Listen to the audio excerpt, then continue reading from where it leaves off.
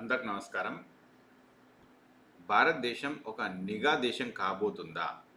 అంటే అవుననే సంకేతాలు నాకు కనిపిస్తా ఉన్నాయి. ఎందుకు ఈ మాట చెప్తా ఉన్నానంటే ప్రజలారా, ఇది వినండి. ఇది చాలా ఇంపార్టెంట్ మాట అన్నమాట. ఏంటంటే ఇవాళ కొత్తగా ఐటీ రూల్స్ తీసుకొచ్చిండ్రు. ఎప్పుడు లాస్ట్ మంత్ బడ్జెట్ ప్రెజెంటేషన్ చేసినప్పుడు నిర్మలా సీతారామన్ గారు కొత్త ఐటీ రూల్స్ తీసుకొచ్చిండ్రు. కొత్త ఐటీ రూల్స్ అంటే ఏవో మొత్తం బ్రహ్మాండంగా అయ్యేటి అని కావు. కొత్త రూల్స్ మనల్ని పీనలైజ్ చేయడానికి ఒక కొత్త రూల్స్ తీసుకొచ్చిండ్రు అనమాట. అవి ఏంటి అని అంటే ఇటు ఒకసారి చూడండి ప్రజలారా, I will show you something. New income tax law gives sweeping powers to tax officials, violates right to privacy. ఇది ఎవరు చెప్తున్నారు? కాంగ్రెస్ చెప్తుంది. సరే, కాంగ్రెస్ చెప్తుందా? ఇది నిజమేనా అంటే ఇది కాంగ్రెస్ చెప్తున్నందుకు లేకుంటే ఇంకెవరో చెప్తున్నందుకు నిజమో అబద్ధమో కాదు ఇక్కడ. బీజేపీ వాళ్ళు కూడా అదే చెప్తా ఉన్నారు. మీరు ఎవరు చెప్పుకున్నా అదే చెప్తా ఉన్నారు. సో ఆన్సర్ ఏంది అంటే ఇక్కడ స్టోరీ మనకు కొత్త ఐటీ రూల్స్ ప్రకారం మన ఈమెయిల్స్ చెక్ చేయవచ్చు, మన పాస్వర్డ్లు వాళ్ళు తీసుకోవచ్చు, అట్లాగే మనకు సోషల్ మీడియా అకౌంట్లు తీసుకోవచ్చు, బ్యాంక్ అకౌంట్లు తీసుకోవచ్చు. మరి ఇవన్నీ తీసుకున్న తర్వాత ఈ వీటిలలో మరి ఏం జరుగుతుంది అంటే ఇది ఎవరికి వర్తిస్తుంది అంటే ఎవరికైనా సరే ట్యాక్స్ సమన్స్ వచ్చినాయి అని అంటే ఎవరిదన్నా కావచ్చు. ఇక ట్యాక్స్ సంబంధించి ఎవరికి వస్తాయి అంటే అవి చాలా మందికి వస్తూనే ఉంటాయి.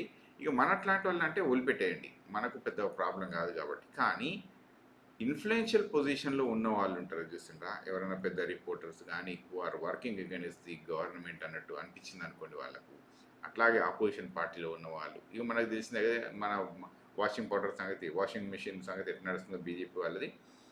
ఆ పద్ధతులలో కనుక మనం చూసుకుంటా ఉంటే ఇవాళ ఈ నిఘా సంస్థ ఐటీ అనేది ఇన్కమ్ ట్యాక్స్ అనేది ఎవరిపైనైనా ఏమైనా నిఘా పెంచవచ్చు, చెక్ చేయవచ్చు. వాళ్ళకు కొంత సస్పిషన్ అనిపిస్తే సరిపోతుంది.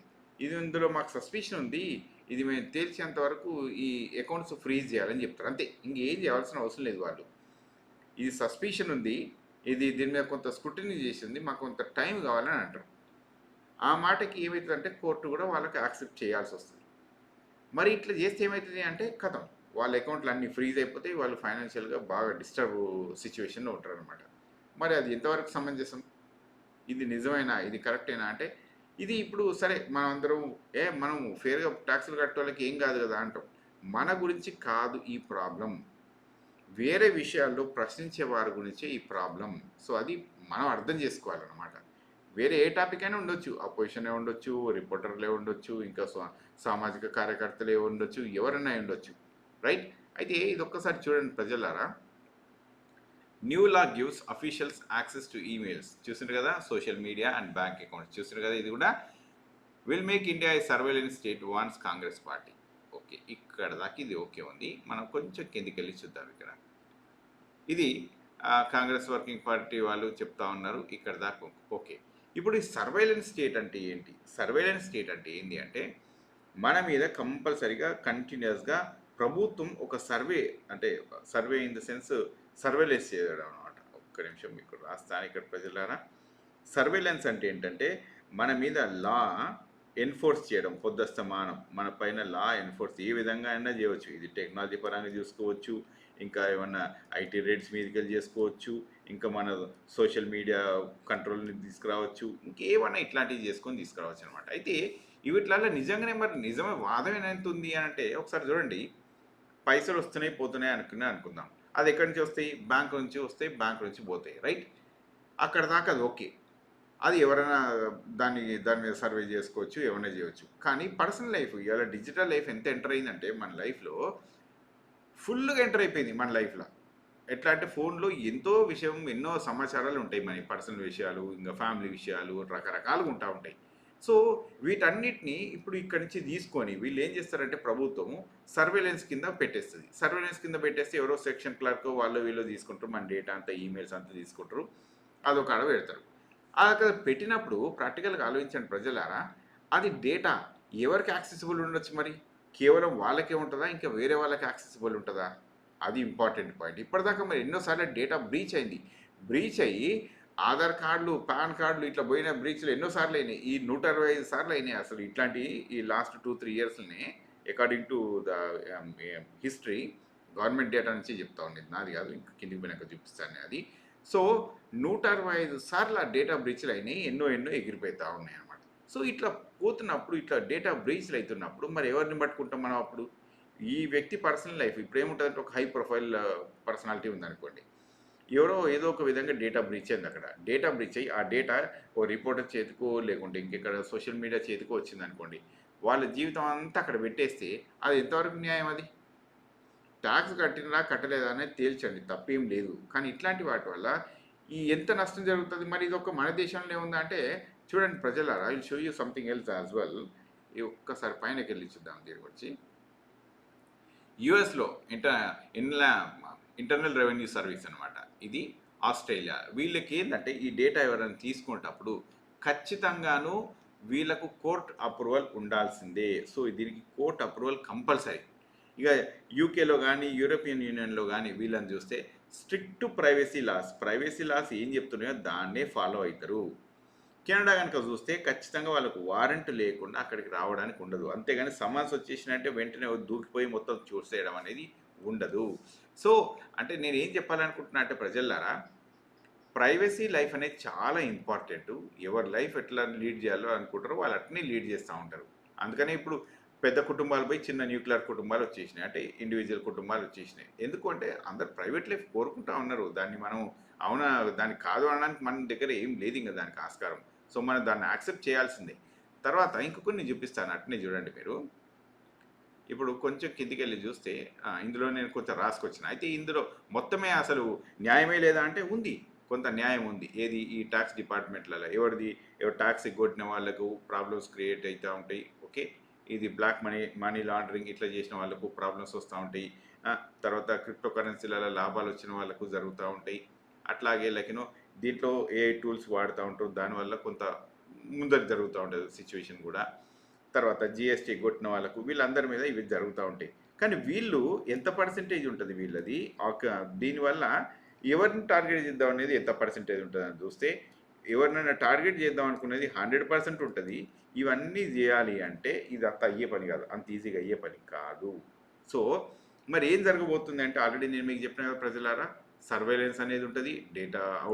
డేటాని ఓవర్ రూల్ చేస్తూ ఉంటారు. అంటే మనకున్న సిచ్యువేషన్ కంటే వీళ్ళు ఎక్స్ట్రాగా ముందుకెళ్ళి మన డేటాని వాళ్ళు ఇష్టం వచ్చినట్టు యూజ్ చేస్తూ ఉంటారు. కానీ ఇది కోర్టులో నిలబడుతుందా అని అంటే, కోర్టులో ఇది నిలబడదు. ఎందుకంటే ఆర్టికల్ 21 ప్రకారము రైట్స్ అనేటి మనకి ఇండివిజువల్ రైట్స్ అనేటివి ఉంటాయి. అట్లాగే 2017లో మీరు కనుక ఇక్కడ చూస్తే పుట్టస్వామి గారు, ఓకే, పుట్టస్వామి గారు హీఈస్ ద జస్టిస్ అనమాట, ఆయన సుప్రీంకోర్ట్ ఆఫ్ ఇండియన్ జస్టిస్ ఉంటే ఫండమెంటల్ రైట్సే ఎక్కువ ఇంపార్టెంటు అని చెప్పారు. ఎందుకు ఈ ఫండమెంటల్ రైట్సే మరి దీనికి ఇంపార్టెంట్ అంటే 3 కారణాలు చెప్పారు దీనికి. ఒకటి, లీగాలిటీగా ఉండాలి ఎప్పుడైనా కరెక్ట్గా. రెండోది ఏం చెప్పారంటే నెసెసిటీ, దాని అవసరం ఎంత అనేది చూడాలి.